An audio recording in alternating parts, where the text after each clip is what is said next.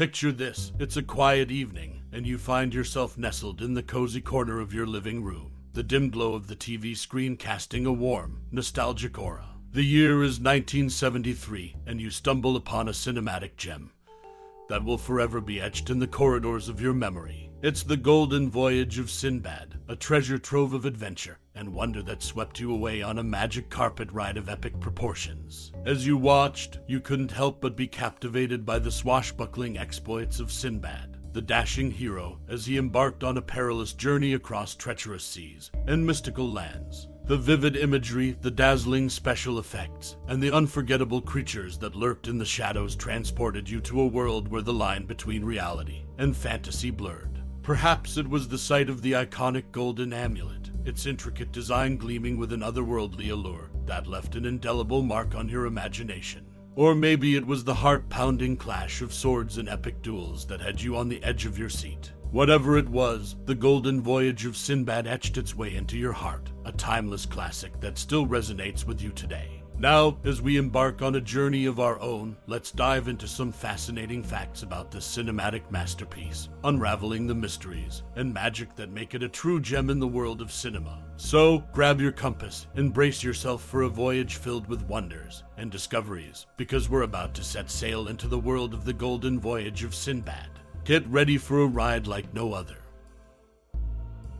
In the 1973 movie The Golden Voyage of Sinbad, there's an interesting tidbit about the filming location. When Sinbad and his crew arrive on the mystical land of Lemuria, a cliff along the left side of the beach is covered with intricate carvings. However, according to an interview with Ray Harryhausen, the renowned special effects artist behind the film, that cliff doesn't actually exist. The scene was shot on a popular beach in Spain, and the cliff was a matte painting added to the shot to conceal the presence of spectators. This clever use of practical effects and matte painting helped create the illusion of a fantastical world, showcasing Harryhausen's talent for bringing mythical creatures and magical settings to life on the big screen. It's a testament to the creativity and resourcefulness of the filmmakers involved in the golden voyage of Sinbad. As a bonus fact, in this film, Ray Harryhausen's stop-motion effects technique, formerly known as Dynamation, was renamed Dynarama. This change reflects the evolution and refinement of his groundbreaking work in visual effects. So, the next time you watch The Golden Voyage of Sinbad, remember that not everything you see on screen is as it appears. Movie magic, like the hidden cliff of Lemuria, often involves some clever behind-the-scenes tricks to transport audiences to far-off, mythical worlds. Ray Harryhausen's 1973 movie, The Golden Voyage of Sinbad, pays homage to the 1940 film, The Thief of Baghdad.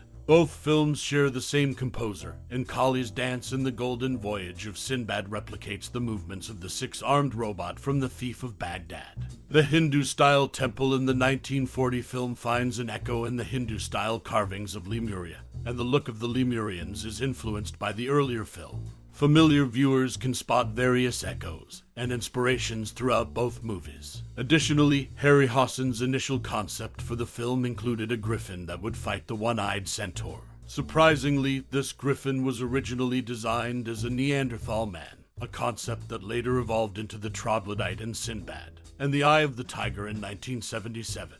Notably, Harryhausen had devised a sequence called the Valley of the Vipers for the film, featuring both real snakes and giant stop-motion animated snakes. However, the producer, Charles H. Schneer, expressed concerns about this scene. Schneer had a fear of snakes and believed that the sequence might upset pregnant women, leading to the abandonment of this concept. These fascinating insights into the making of The Golden Voyage of Sinbad highlight Ray Harryhausen's creative process and the influences that shaped this classic adventure film. The Golden Voyage of Sinbad is the second installment in a trilogy of Sinbad films created by Ray Harryhausen for Columbia Pictures. The other two films in the series are The Seventh Voyage of Sinbad from 1958 and Sinbad and the Eye of the Tiger released in 1977. This film played a pivotal role in the casting of Tom Baker as the Fourth Doctor in the long-running British TV series Doctor Who. Producer Barry Letts saw the movie shortly after Baker was recommended for the role, which ultimately led to Baker's iconic portrayal of the Doctor. Notably, Robert Shaw, a renowned actor at the time, was a friend of producer Charles H. Schneer. Shaw agreed to play the role of the Oracle of All Knowledge in the film as a favor, but requested not to receive credit for the role. Despite his reservations about the genre, Shaw's face was concealed with heavy makeup, and his voice was electronically altered by a sound engineer. He was paid $5,000 for just 20 minutes of work. These facts shed light on the interesting behind-the-scenes aspects of the Golden Voyage of Sinbad, and its impact on the careers of those involved.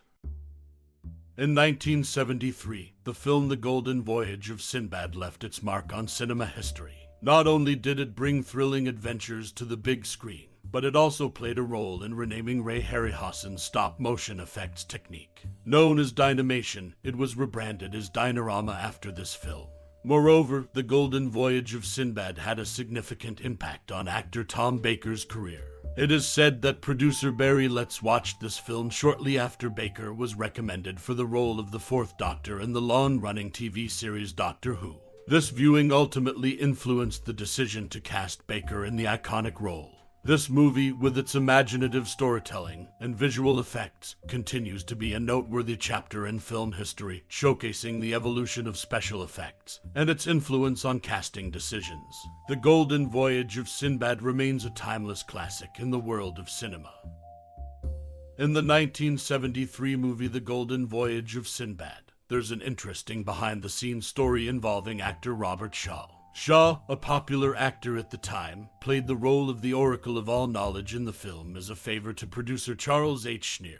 However, Shaw requested that he not receive any credit for his role. He believed that the fantasy genre was beneath his stature as an actor. To portray the Oracle, Shaw's face was heavily covered in makeup, and his voice was electronically altered by a sound engineer. Despite only appearing for about 20 minutes in the film, Shaw was paid $5,000 for his brief but mysterious performance. This unique arrangement sheds light on the dynamics of the film industry, where established actors occasionally take on unconventional roles for various reasons. In this case, Shaw's friendship with the producer and his willingness to lend his talent without seeking recognition added an intriguing layer to the Golden Voyage of Sinbad. The film's production also saw interesting concept changes. According to Ray Harryhausen's early concept art for the project, the creature that battles the one-eyed centaur was initially designed as a Neanderthal man. This concept of a Neanderthal man eventually evolved into the troglodyte character in Sinbad and the Eye of the Tiger. It's fascinating to see how creative ideas can transform during the development of a film. While these details provide insight into the making of the Golden Voyage of Sinbad, it's worth noting that not all envisioned scenes made it to the final film.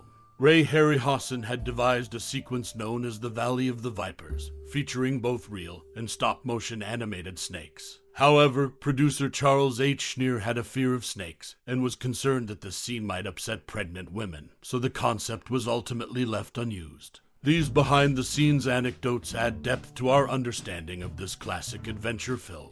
They remind us that even in the world of fantasy and imagination, there are practical considerations and interesting choices made by the people behind the scenes. In conclusion, The Golden Voyage of Sinbad is not just a thrilling fantasy adventure on screen, but also a treasure trove of stories and decisions made by those who brought it to life.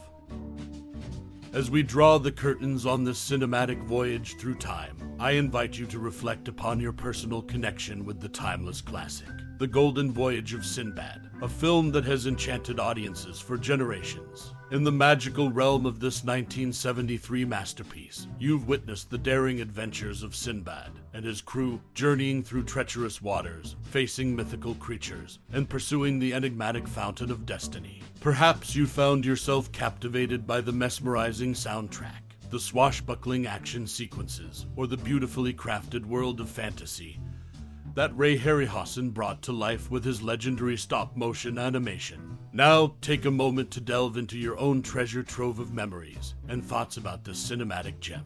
Did you watch it for the first time as a child, wide-eyed and filled with wonder? Or maybe it was a movie night with friends, sharing laughter and awe at the incredible special effects. Perhaps you've revisited it as an adult, rediscovering its enduring charm and the timeless allure of high adventure. No matter your personal connection, your memories and thoughts are a part of the rich tapestry of the Golden Voyage of Sinbad.